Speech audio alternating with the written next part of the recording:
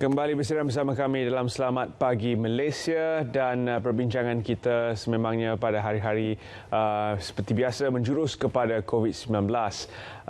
Melihat banyak sektor telah pun kembali beroperasi semula, namun ada syarat-syarat yang diperkenalkan SOP baru. Dan pada 30 hari bulan April, data daripada Jabatan Perikanan menunjukkan 1.85 juta metrik tan telah berjaya untuk dikumpulkan dari segi perikanan terkumpul 14 buah negeri, lebih kurang 14.5 bilion ringgit. Jadi nampaknya sektor ini tidak terkesan. Itu merupakan antara satu kerisauan yang dirasa oleh rakyat Malaysia dan juga semua yang berada dalam negara ini. Bagaimana agaknya situasi bekalan makanan, sebab ramai yang barangkali pada awal PKP dulu tertanya-tanya apakah bekalan makanan mencukupi dan bagaimana dari segi harga dan sebagainya. Dan apa antara sebenarnya kesan COVID-19 kepada industri perikanan di negara kita. Jadi pagi ini sempat kita berbicara dengan tamu di studio. Selamat, terima kasih Profesor Dr. Muhammad Ikhwanuddin Abdullah. Terima kasih kerana bersama kami. Prof merupakan pengarah Institut Aquaculture, Tropika dan Perikanan Universiti Malaysia Terengganu UMT. Terima kasih Prof kerana sudi bersama kami. Terima kasih dan terima kasih sekali lagi kerana menjemput saya datang bersama untuk rancangan Selamat Pagi Malaysia. Jadi ikan ni satu sumber protein yang memang rakyat Malaysia gemar. Dan sememangnya menjadi salah satu daripada makanan ruji untuk kita juga, selain daripada nasi. Ikan merupakan protein yang mungkin jadi kegemaran rakyat Malaysia sejagat, merentas kaum dan agama. Apakah kesan COVID-19 sebenarnya kepada sektor perikanan ini, terutama sekali kepada ikan yang telah berjaya kita ambil daripada sektor aquaculture, Prof? Secara umumnya, bila kita bercakap tentang industri perikanan, dia melibatkan dua sektor sebenarnya, sektor aquaculture itu sendiri dan sektor tangkapan perikanan itu sendiri, yang melibatkan nelayan. Dan of course kedua-dua sektor ini melibatkan penghasilan ikan, sama ada ikan yang diternak ataupun ikan yang ditangkap.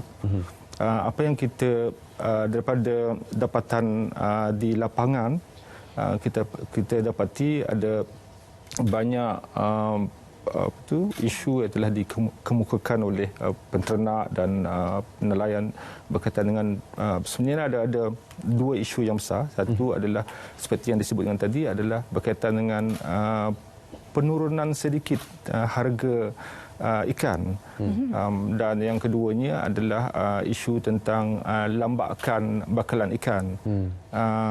Dan kedua-dua isu ini sebenarnya ada berkait rapat dengan kalau kita lihat semasa pelaksanaan PKP yang lalu, kebanyakan permintaan daripada peraih contohnya kan untuk nelayan dan orang tengah agak berkurangan permintaan ini, dan permintaan ini disebabkan oleh operasi kedai makan, operasi restoran-restoran makanan laut contohnya kan, yang selalunya beroperasi di waktu malam. Kebanyakan tutup dan operasinya terhenti, dan ini menyebabkan permintaan agak berkurangan. Dan ini menyebabkan peraih ataupun orang tengah kurang pergi kepada nelayan atau peternak untuk mendapat bekalan mereka, dan ini menyebabkan lambakan akan berlaku, dan sedikit sebanyak akan menyebabkan penurunan harga kepada harga ikan tersebut. Dan saya rasa dua itu yang paling banyak banyak diperkatakan sekarang ni. Apakah dapat dicatatkan jumlah kerugian yang dialami oleh mereka yang terlibat dalam industri perikanan ini, Prof? Secara detailnya kita tak dapat anggarkan lagi, tetapi apa yang kita dapati juga bahawa pengeluaran memang mencukupi, permintaan memang tinggi, walaupun kita tak bergerak keluar dan sebagainya, permintaan masih lagi tinggi. Hanya bakalan saja, kalau kita lihat bekalan sekarang ni, menurut Kementerian Pertanian dan Industri Makanan, kita sebenarnya ada 185,000 metrik tan sebulan yang boleh kita offer kepada penduduk Malaysia. Keperluan sekarang ni hanya 155,000 metrik tan saja. Jadi kita sebenarnya ada lebihan bakalan. hanya ini disebabkan oleh penurunan harga, disebabkan oleh masalah operasi tempat makan, restoran seafood dan sebagainya yang agak menyebabkan sedikit permintaan itu agak berkurangan sedikit. Tapi kita juga melihat, mungkin insyaAllah nanti akan saya terangkan sedikit tentang kajian yang kita akan buat daripada UMT untuk melihat lebih dekat sikit apakah kesan sebenarnya dan berapa banyak impaknya terhadap masyarakat nelayan dan penternak aquaculture. Yang dikongsikan di laman media sosial juga dalam laman akhbar tentang kalau sektor tanaman, Cameron Highlands misalnya, bunga, seseorang banyak lambakan yang mungkin berlaku pembaziran. Apakah ini juga situasi yang berlaku? Apa terjadi kepada lambakan stok yang terlebih itu? Kalau kita betul lihat daripada laporan yang telah dikeluarkan oleh kementerian, contohnya Kementerian Pertanian dan Industri Makanan, mereka telah menggerakkan beberapa inisiatif, contohnya untuk menggalakkan penjualan produk ini. Contohnya menggunakan kaedah jualan secara terus, contohnya kan COD, contohnya macam kita di Terengganu, sebab UMT dekat dengan Terengganu, maksudnya ada daerah-daerah tertentu telah melaksanakan melalui Persatuan Nelayan Kawasan, contohnya di Besut, di Kemaman, telah melaksanakan jualan secara COD, maksudnya jual terus kepada ke setiap pintu rumah, maksudnya, dan ini akan meningkatkan jualan. Cara keduanya adalah kalau kita lihat agensi di bawah Kementerian Pertanian, contohnya Lembaga Kemajuan Ikan Malaysia, contohnya telah memperkenalkan simpanan bekalan ini dalam sistem sejuk beku mereka, dan ini juga akan mengelakkan daripada bekalan ikan yang telah dituai daripada aquaculture ataupun yang telah ditangkap itu dapat disimpan sebelum dapat digunakan. Kalau kita lihat perkataan lambakan ni bukan sahaja terhad kepada industri perikanan. Betul.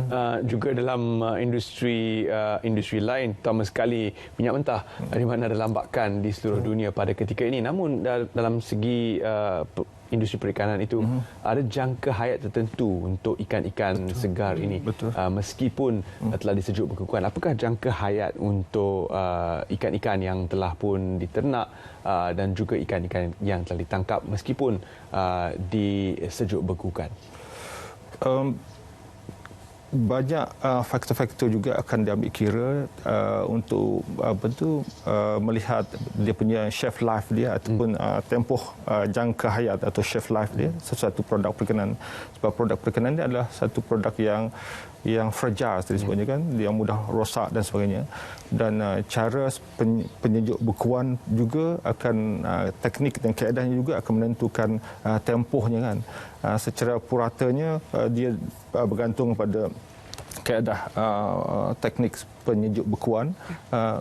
Teknik yang lebih advance, contoh macam deep freezing, contohnya kan, mungkin boleh sampai setahun ke 2 tahun. Boleh, maksudnya produk shelf life dia boleh sampai ke situ. Tapi kalau kita menggunakan teknik yang paling mudah, contohnya menggunakan ais, contohnya kan, menggunakan ais saja untuk menyimpan produk tangkapan kita ataupun produk ternakan kita, mungkin boleh hingga ke 2-3 hari saja sebelum kualitinya menurun sedikit dari segi kalau kita nak jual pergi ke restoran seafood, contohnya kan. Sebab terutama sekali bagi produk yang berkualiti tinggi dan bernilai tinggi, contohnya ikan kerapu, contohnya, ataupun udang harimau atau udang putih. Produk-produk ni yang bermutu tinggi ni dia perlu kualiti yang tinggi, maksudnya kalau disimpan dengan ais biasa mungkin tidak sesuai untuk harganya jatuh bila pergi ke restoran dan sebagainya. Lanjutan daripada itu mungkin saya boleh bertanya sama ada nelayan-nelayan kita dan juga para peternak aquaculture mempunyai akses kepada teknologi yang disebutkan tadi, iaitu kaedah sejuk beku yang membolehkan jangka hayat ikan dan tangkapan-tangkapan lain dipanjangkan. Adakah mereka mempunyai akses kepada teknologi-teknologi itu ataupun adakah akses mereka terhad?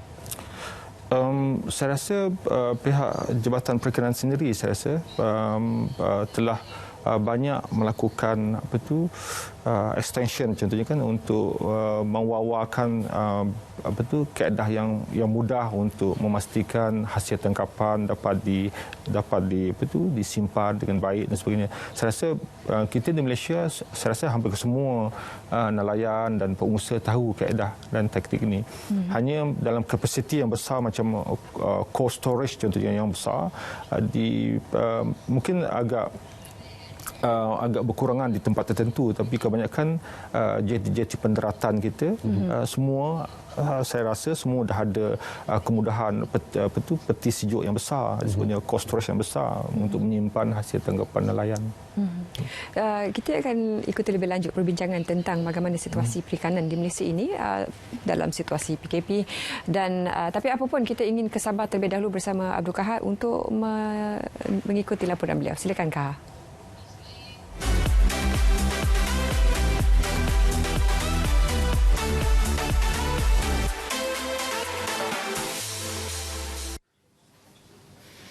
Terima kasih Terence dan Zaleha di Angkasa Puri.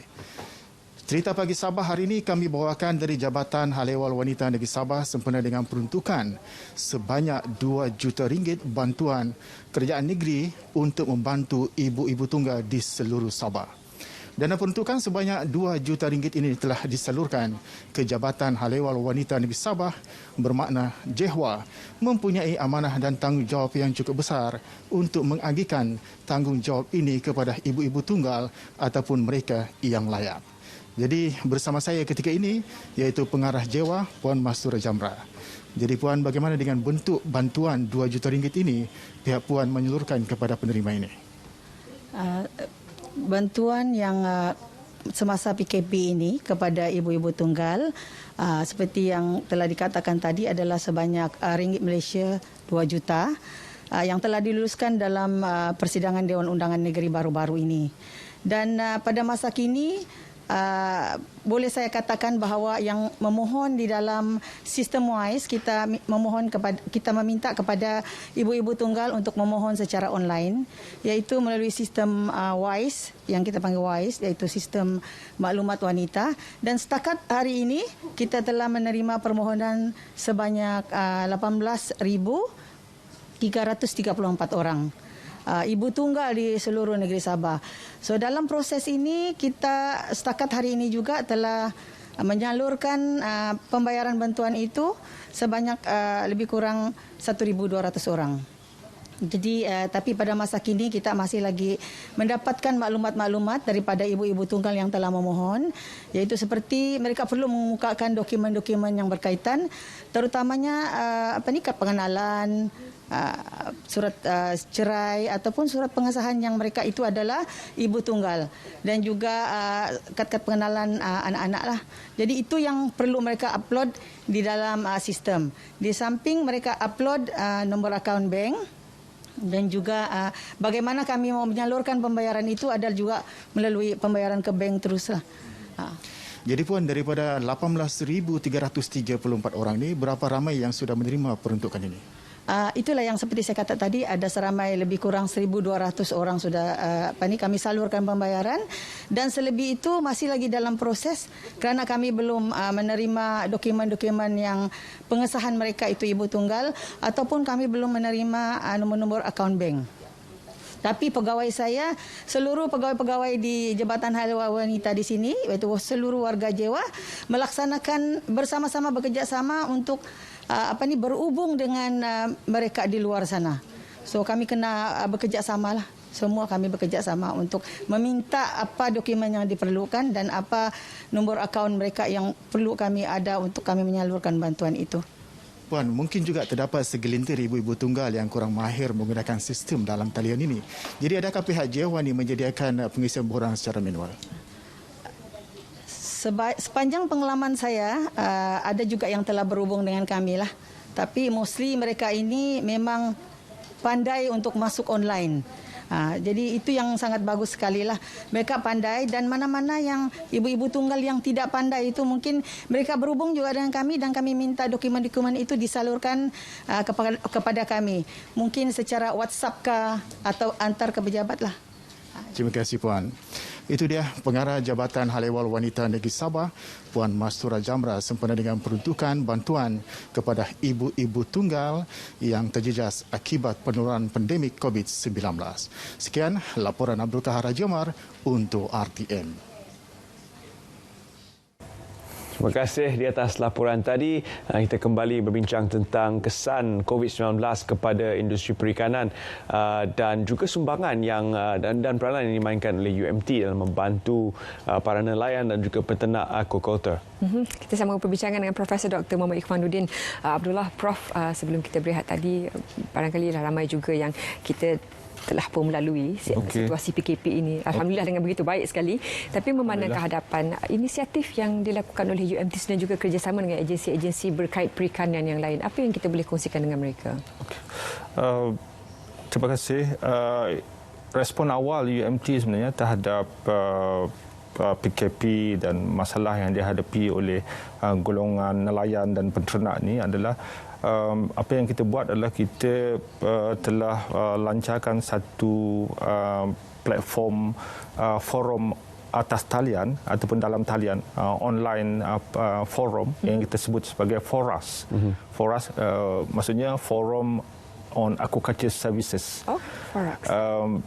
Niatnya adalah untuk memberi peluang kepada peternak aquaculture dan para nelayan untuk bertanya kepada kita di UMT terutama sekalinya, sebab kita pun kita ada pakar-pakar kita dalam bidang aquaculture dan dalam bidang perikanan berkenaan dengan masalah-masalah teknikal yang mereka hadapi semasa PKP tempoh hari. Apa yang kita buat adalah kita telah lancarkan sesi pertama FORAS ni pada 12 April yang sudah dan FORAS berlangsung seminggu 2 kali, hari Ahad dan hari Selasa, 1 jam saja dalam sekitar pukul 10, pukul 11 pagi. Dan dia telah mendapat banyak sambutan daripada peternak dan nelayan yang menggunakan aplikasi Webex sebenarnya, dan mereka berhubung dengan pakar yang kita ada di UMT, bertanya tentang masalah teknikal, masalah yang berkaitan dengan perusahaan ternakan mereka dan masalah tentang isu-isu tangkapan perikanan dan sebagainya. Dan insya-Allah kita akan teruskan FORAS ini hingga ke hujung tahun ini, walaupun PKP telah tamat, kita masih lagi ada PKPB dan insya-Allah kita akan teruskan juga FORAS ini. Dan InsyaAllah apa yang kita akan buat adalah kita akan bersama-sama dengan peternak, nelayan untuk menghadapi pasca COVID ini dengan adanya FORAS ini. Dan selepas kita memperkenalkan FORAS tempoh hari, kita dapati banyak keluhan-keluhan daripada peserta. Antaranya adalah berkaitan dengan seperti yang saya nyatakan tadi tentang lambakan hasil pengeluaran aquaculture dan perikanan, tentang masalah penurunan harga dan sebagainya. Dan apa yang kita telah buat adalah inisiatif yang kedua yang kita buat adalah untuk melakukan kajian yang lebih spesifik. Kajian yang kita buat adalah kajian online untuk melihat kesan COVID-19 terhadap industri perikanan itu sendiri. Dan apa yang kita nak tahu adalah untuk melihat secara khusus golongan mana satu yang tersasar sebenarnya, sama ada golongan belia ataupun dalam peringkat umur ataupun dari segi saiz perusahaan, sama ada perusahaan kecil, sebab aquaculture ada juga pemain utama yang melibatkan industri yang besar. Begitu juga dengan operasi penangkapan ikan, contohnya ada pengusaha bot, ada nelayan dan awak-awak.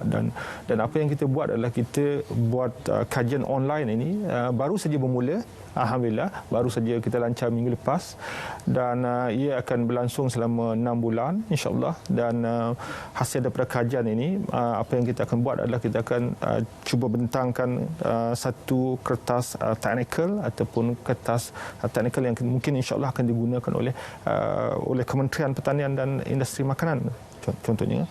Dan kajian ini juga nanti boleh digunakan sebagai garis panduan dan mungkin sebagai kerangka kepada dasar baru bagaimana kita menangani masalah operasi ternakan contohnya kan. Sebab dalam kajian ini juga kita juga nak bertanya kepada penternak dan nelayan sama ada SOP, PKP, SOP semasa COVID ni mereka boleh lakukan atau tidak. Contohnya penjarakan sosial atau social distancing contohnya kan, ataupun penggunaan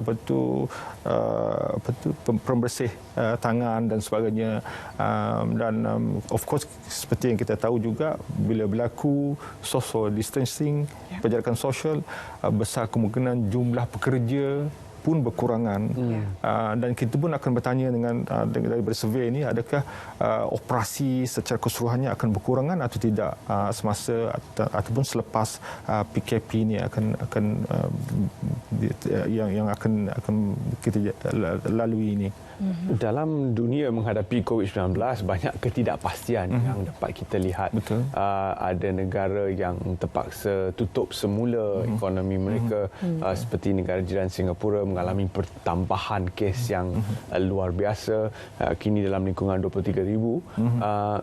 Sekiranya perkara-perkara yang tidak dijangka berlaku di dalam Malaysia, apakah daya tahan industri ini sekiranya PKP dipanjangkan ataupun PKPD diperkenalkan semula, dan dalam tempoh PKP bersyarat ini pun apakah daya tahan industri perikanan? Secara peribadinya kita boleh saya lihat bahawa industri perikanan yang melibatkan aquaculture dan tangkapan perikanan, kedua-duanya adalah melibatkan makanan. Jadi kita sebagai rakyat kebanyakannya, walaupun PKP ataupun tidak melalui proses